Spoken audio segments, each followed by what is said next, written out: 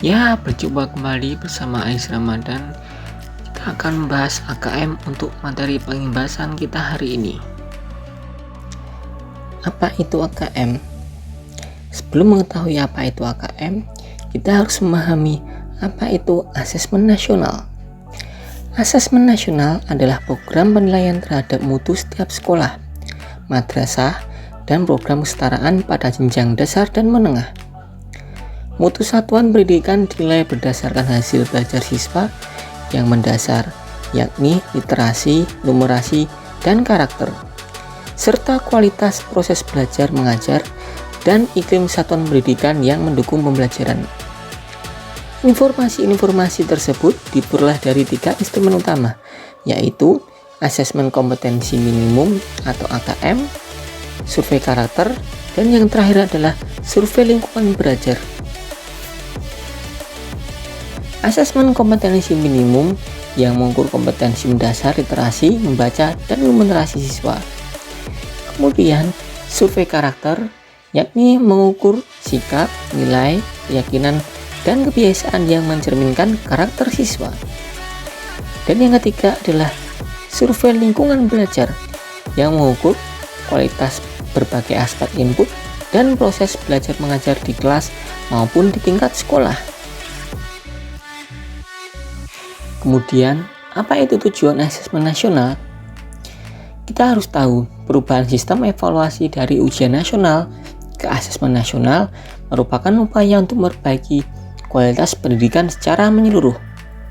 Asesmen nasional dirancang untuk menghasilkan informasi akurat untuk memperbaiki kualitas belajar mengajar, yang pada gilirannya akan meningkatkan hasil belajar siswa. Kemudian, tujuan tersebut dirinci menjadi 3. Yang pertama, asesmen nasional menghasilkan informasi untuk memantau perkembangan mutu dari waktu ke waktu. B.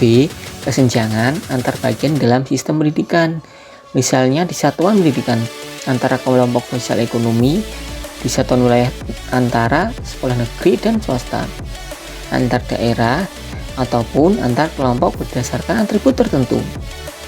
Yang kedua, asesmen nasional bertujuan untuk menunjukkan apa yang seharusnya menjadi tujuan utama sekolah, yakni pengembangan kompetensi dan karakter siswa.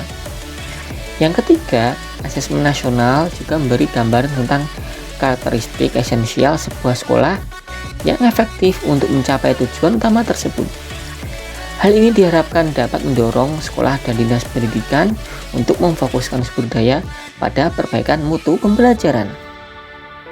Untuk memperkenalkan dan demi mensukseskan pelaksanaan AKM, maka pemerintah melalui Kementerian Pendidikan dan Kebudayaan menyelenggarakan diklat online di SIM PKB dengan menyelenggarakan diklat yang dapat diikuti oleh seluruh guru yang memiliki akun SIM PKB tersebut.